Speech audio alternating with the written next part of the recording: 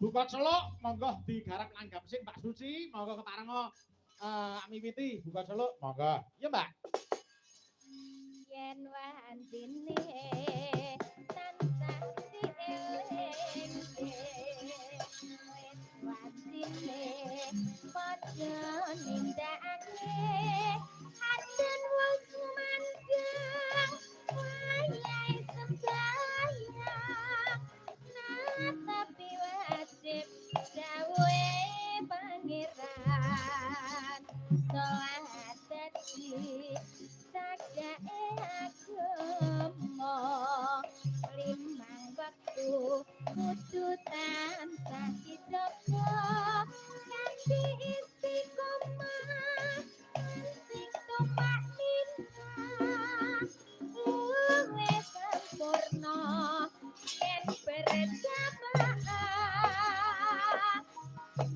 sebab Quran asar salat sayang tingadoke tindak mungkas mahrib lan isya jangkete prayogane ditambah salat sunahe jo sembrono iku perintah agama ngelinono ning donya mung sedhela sabar lan tawakal yen kepengin besok munggah keluarga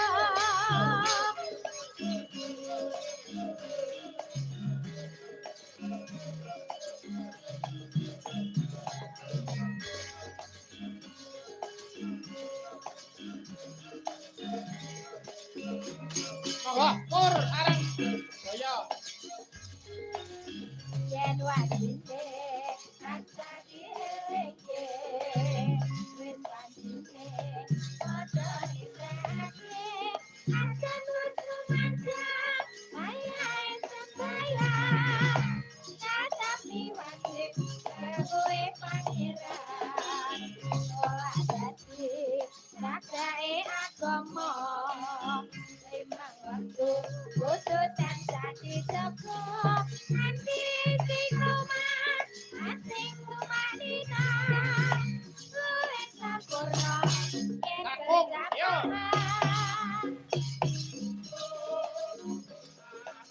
Putri, sayang tingadoke tindakmu Kakung, Putri,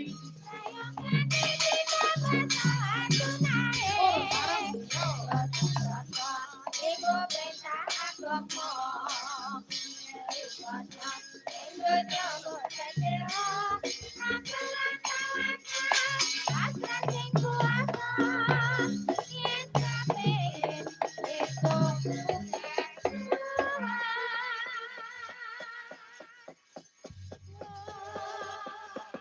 Matur sembah nuwun sampun dipun aturaken pepiling Mas Petruk Mas Bagong.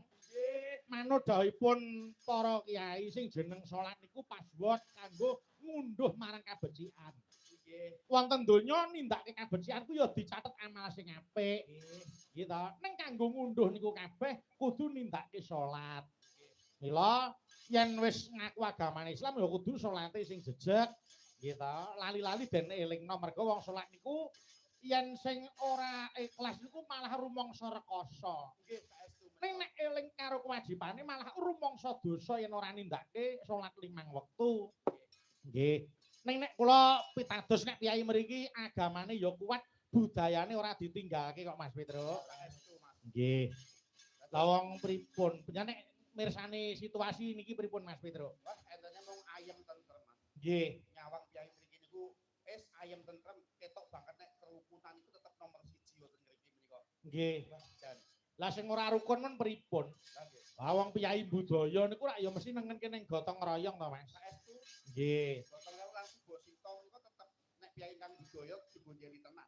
Leres, nggih. Niki enten awala Mas Petruk. Nggih. Saking Bu Winarti Kas FC, Ki Anem